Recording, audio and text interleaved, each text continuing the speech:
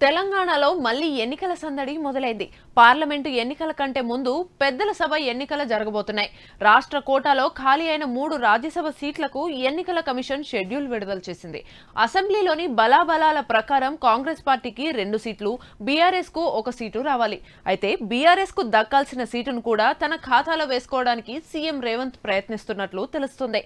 అందుకే వరుసపెట్టి బీఆర్ఎస్ ఎమ్మెల్యేలను కలుస్తున్నట్లు సమాచారం. ఇటీవల ఎమ్మెల్యేల కోటాలో జరిగిన ఎమ్మెల్సీ ఉప ఎన్నికల్లో 2 సీట్లను కాంగ్రెస్ కైవసం చేసుకుంది. రాజ్యసభ ఎన్నికల్లోనూ రేవంత్ వ్యూహం పాలిస్తే గులాబీ జెండాకు దక్కాల్సిన సీటు కూడా హస్తం కుప్పిట్లోకి వస్తుంది. దేశవ్యాప్తంగా 15 రాష్ట్రాల్లో 56 రాజ్యసభ స్థానాలకు ఈసీ ఎన్నికల షెడ్యూల్ విడుదల చేసింది.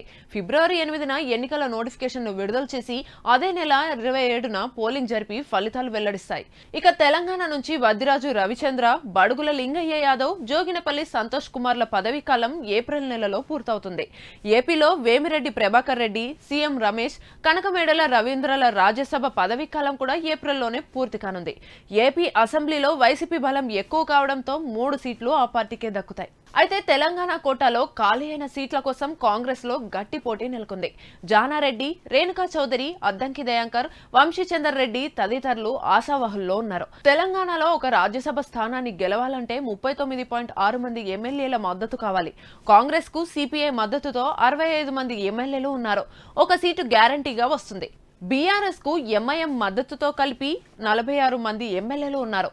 బీఆర్ఎస్ కు 1 సీటు పోటీ చేస్తే ఎంఐఎం మద్దతుతో గెలుచుకోవచ్చు. కాంగ్రెస్ 3 స్థానాల్లోనూ పోటీ చేసి బీఆర్ఎస్ నుంచి అవసరమైనంత మంది ఎమ్మెల్యేలను తన వైపు తిప్పుకుంటే 3 దక్కుతాయి.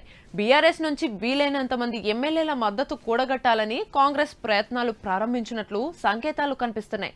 మెదక్ జిల్లాలోని 4 బీఆర్ఎస్ ఎమ్మెల్యేలు రేవంత్ రెడ్డితో భేటీ అయ్యారు. రాజేంద్రనగర్ ఎమ్మెల్యే ప్రకాష్ గౌడ్ కూడా సీఎంను కలిశారు. తమ నియోజకవర్గాల్లో అభివృద్ధి పనుల గురించి, ప్రోటోకాల్ సమస్యల గురించి మాట్లాడడానికే సీఎంను కలిశామని వీరు చెబుతున్నా నమ్మే పరిస్థితి కనిపించడం లేదు. మాజీ మంత్రి మేడ్చల్ బీఆర్ఎస్ ఎమ్మెల్యే మల్లారెడ్డి కాంగ్రెస్ కు అనుకూలంగా వ్యాఖ్యలు చేస్తున్నారు. 30 మంది బీఆర్ఎస్ ఎమ్మెల్యేలు తమ జేబులో ఉన్నారని కాంగ్రెస్ నేతలు పదే పదే చెబుతున్నారు. ఇలాంటి ఎన్నికల్లో సాధారణంగా విపక్షానికంటే అధికార పార్టీకి గెలుపు అవకాశాలు ఎక్కువగా ఉంటాయి. రాజ్యసభ ఎన్నికల్లో పోటీ చేయాలంటే 10 మంది ఎమ్మెల్యేల మద్దతు అవసరం. బీఆర్ఎస్, కాంగ్రెస్ అభ్యర్థులు పోటీలో నిలవడం సులువే. 8 సీట్లున్న బీజేపీ, 7 సీట్లున్న ఎంఐఎంలకు ఆ అవకాశం లేదు.